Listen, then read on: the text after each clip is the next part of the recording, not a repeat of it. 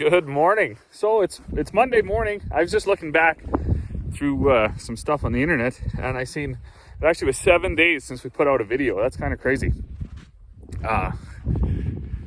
Why is that? Pretty simple. We didn't do anything out of the ordinary from what's already been uploaded. It is kind of tricky to find things to film, so I guess we'll just do a quick recap. We got everything stuffed in the shed, all the tractors, the drill, the combines, the swathers, and the shed is built. So that was a win. We got all these piles cleaned up of stuff that they had. We filled up all of our feed bins, 2 bins of barley this year, 2 bins of oats, 1 bin of wheat. Peas will be in short supply. And the small amount of canola and stuff that gets used will just run up to our main bin yard and get it from there, because only very small amounts of that are used. And that's just because the prices of the grains are so high that it economically doesn't really make sense. You may as well just go with a barley, oat, wheat ration and leave it at that. We ran down Wednesday, I believe. We got a bunch more totes, empty totes.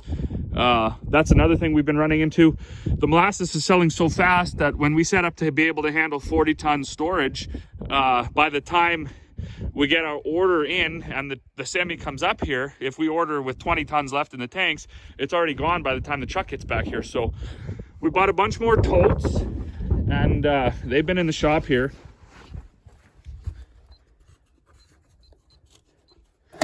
Oops.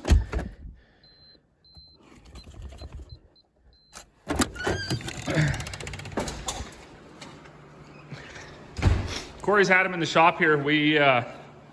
Where we get them from, that's all like restaurant totes and stuff. So they had soy sauce or sunflower oil or something in them, and the faces usually look like this. I don't know what these words all were. So Corey just comes in with the heat gun, cleans them up, sticks our decal on it and our number on it, so we can keep track of the totes, because we need we only use the food grade ones, so we know that it's safe. And then we like to keep track of our own totes because they're actually quite expensive to acquire.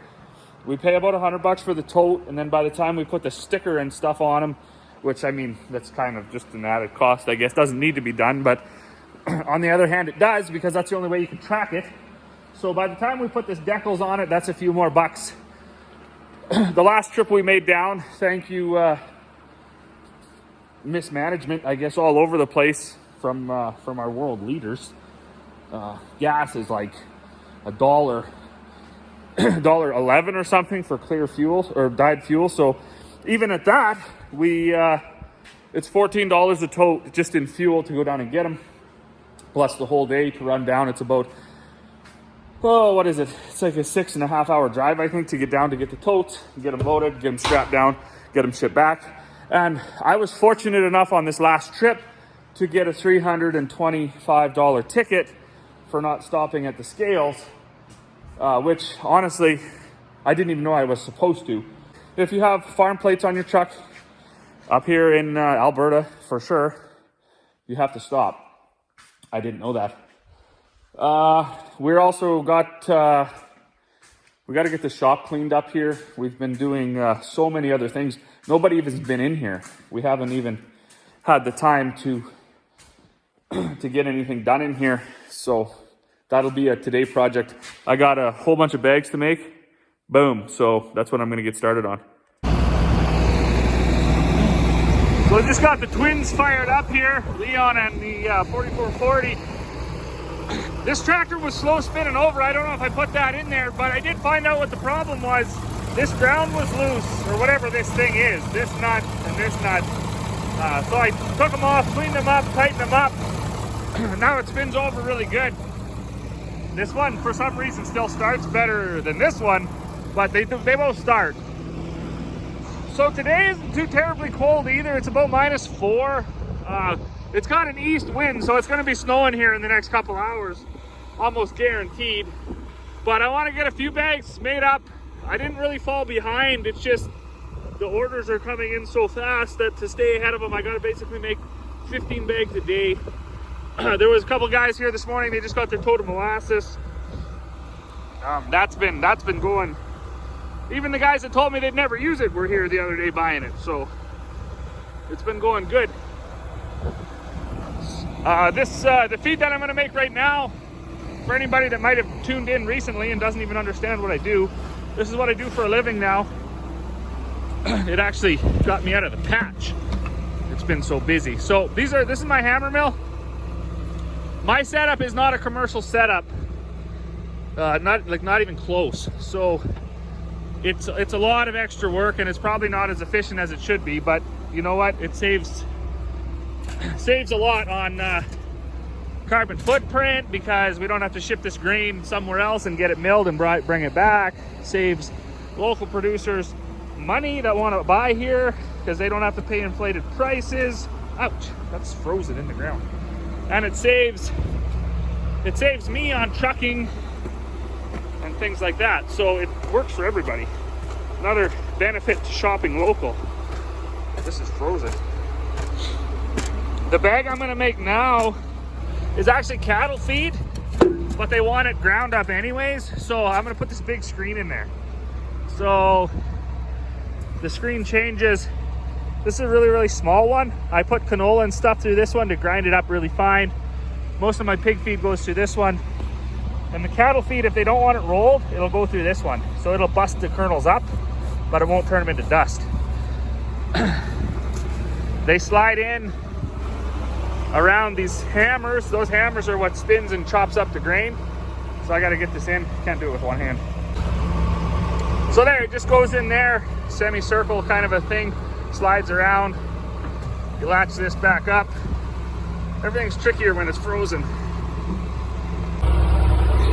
Now, one thing I didn't know when I started this whole procedure about 7 years ago is it takes horsepower to grind grain. I did not know that. And it takes a lot. So one cool function, if you just want to use this big tank just for mixing, you can actually disengage the hammers right here. You just pull this out and lock it out, but I need them locked in, so I got to re-engage. So when they're not engaged, you're not wasting all that horsepower to try to drive them. So it should click in when it finds its hole. There you go. So yeah, now we're ready to hammer grain. All right, so I got the first batch is mixing and unloading. One thing that's always adds excitement to the day is the first time in the morning when you pull that lever to engage this unload auger, your heart is just racing, because if anything's frozen or if anything's stuck, as soon as you pull that lever, you'll blow the shear pins, and then you get the rest of about a 2-hour shovel the snow away, find something to lay on, climb underneath there, because it's not the easiest to change them. Also, you get while you're doing that, you get to think the whole time, because usually your mill is full, and you think, is it going to ever start again? Because undeniably, it's easier to start the mixing auger, the vertical auger, and the whole machine when it's empty, as opposed to full of 8,000 pounds of grain. So that I gave that a pull to engage it. I do slow it down all the time. It doesn't make sense to try to start this stuff when the tractor's running at 1,800 RPM. So we always slow it down. The stuff I'm making here, this is a bit of a lady wanted this for her bulls. So it's smashed up oats and some wheat. We make all sorts, all kinds. It's whatever people want. People do the science. They figure out what they want on their farm, what they want to feed their animals, and we make it to the best of our ability with the grains that we have and the stuff that's available to us. All right, well, I said the wind was coming out of the east, so it would bring snow, and holy moly, did it ever bring snow. I think it started snowing about 2 hours ago, and it is just getting with it. So everything sucks when it's like this. I had to stop making grain. I just can't keep ahead of it. You just end up with a bag of snow. I got 5 made this morning though, and then we've been loading up molasses like crazy. So This tractor here is waiting to go in the shop because Dad and I are going to do a bunch to it. Cab kit and some cosmetics and stuff like that.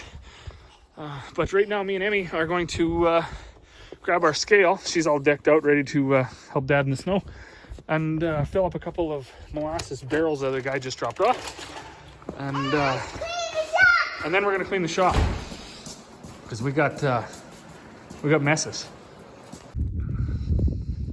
So it's what is it? It's actually, so it's only about 7:30, but it's well, we got a snowfall warning, so it's gonna snow a lot. It's been snowing here all day now. So once we got our molasses that we had to do done, and and the grain bags made that I could make before it got too out of hand, we switched over and we went in the shop and we started cleaning the shop. So the shop has been neglected for, this is a super bright yard light. People should get these if they don't have them. The shop had gotten neglected since fall, really, and needed a good cleaning. So days like today, when it's snowing an inch every hour or two, you just want to go in the shop. So, but that's it for me tonight. I'm going to go in the shop now and have a drink. So to all that watch, thank you. And we'll see you all on the next one.